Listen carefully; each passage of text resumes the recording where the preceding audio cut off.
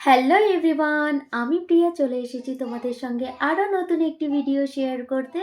কেমন আছো সবাই? আশা করি সকলেই খুব ভালো আছো আর আমিও ভীষণ ভালো আছি। তো আজকে একটা জায়গায় ঘুরতে যাব, সেই ভিডিওটাই তোমাদের সঙ্গে শেয়ার করব। তো চলো ঝটপট রেডি হয়ে নিই।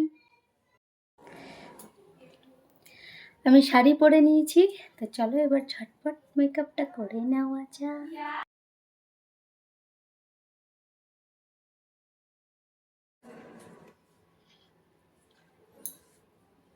আমার তো মোটামুটি মেকআপ ডান।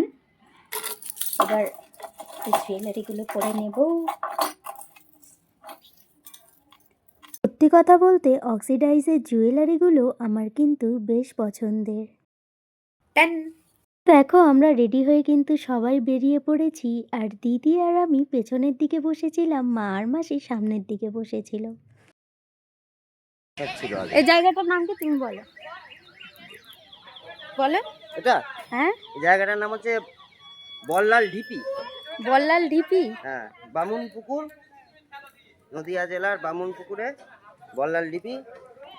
সেন বংশের রাজা বল্লাল সেনের রাজপ্রাসাদ ছিল একটা টাইম। আর ওর মধ্যে এখন কি তার আছে? ধ্বংসস্তূপ। মানে সব শেষ হয়ে গেছে? সব শেষ। এই জায়গায় তুলে নেয়।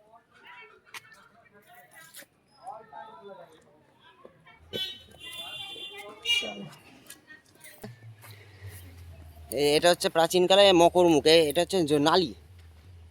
এটা নালী, এইখান দিয়ে জল বেরোতো। এটা বন্ধ কোথায়? এই যে ওই তলা দিয়ে জল বেরোবে। ও, এটা নালী সিস্টেম, এটা মকর মুখ বলে। এখানে নাম এখন লিখে যাচ্ছি কি হবে? ভেতরের দিকে, কি এই আছে করে ভেতরে জানি না, শুধু গলি আর গলি, গলি আর গলি।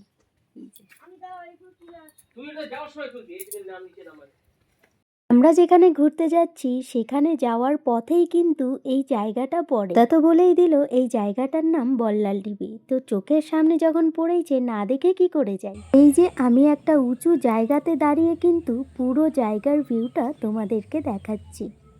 বল্লাল ঢিপিতে খুব বেশি দেরি না করে বেরিয়ে পড়লাম মহাপ্রভু শ্রী চৈতন্যদেবের মাসির বাড়িতে যাওয়ার উদ্দেশ্যে। সেখানে ঢুকতেই চোখে পড়ল এক অদ্ভুত সুন্দর দৃশ্য।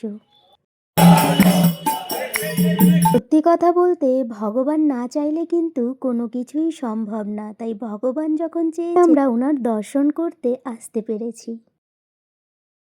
ফাইনালি আমরা মায়াপুরের মন্দিরে ঢুকে গিয়েছি, এখনো গেটেই দাঁড়িয়ে আছি। এবার পুরো মন্দিরটা ঘুরে দেখি। আসলে ভগবানের নামে কোনো কিছুই জানা, দেখা বা শেখার শেষ নেই, তাই আমি যতটুকু পেরেছি ভিডিও ক্লিপ নিয়ে নিয়েছি। ঘুরে এসে অনেক কিছুই মনে পড়ে যাচ্ছে, কারণ এর আগে যখন আমি মায়ের সঙ্গে এসেছিলাম তখন আমি খুবই ছোট আর হাতে মোবাইলও ছিল না। এখন কিন্তু সন্ধে হতেই চললো আর আমাদের ঘোরা এখনো শেষ হয়নি, এখনো অনেকটা ঘোরা বাকি আছে। আমরা বেরিয়েছিলাম সেই দুপুরবেলা, তাই সন্ধে হওয়ার আগেই সবাই মিলে একটু আখের রস খাচ্ছিলাম। এখান থেকে পুরো মন্দিরের ভিউটা একবার দেখো। ভেতরে তো ফোন নিয়ে ঢুকতে দেয় না, তাই আমি এখান থেকেই মানে বাইরের ভিউটা আমি দেখাচ্ছি। ভেতরে তো ফোন নিয়ে যেতে অ্যালাউ করে না, তাই ভাবলাম এখন যখন দিনের আলো আছেই তাই একটু বাইরে থেকেই সুন্দর দৃশ্যটা দেখাই। মোবাইল জমা করতে হবে, দেখি কি কি দেখতে পাই, এসে আবার কথা হচ্ছে।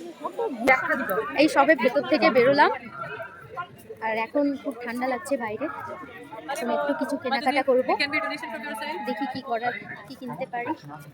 মন্দির থেকে বেরিয়েই আমরা চলে গিয়েছিলাম একটু টুকিটাকি কেনাকাটা করতে। দূর থেকে শুধুমাত্র আখের রস খেয়েই কাটিয়ে দিলাম। মন্দিরের বাইরে যে ছোট ছোট দোকানগুলো থাকে সেখান থেকেই হালকা কিছু খেয়ে নিয়ে ঘোরাঘুরি করেই বেরিয়ে পড়লাম বাড়িতে যাওয়ার উদ্দেশ্যে। তার বাড়ি থেকে মন্দিরের দূরত্ব প্রায় আধ ঘন্টার মতো।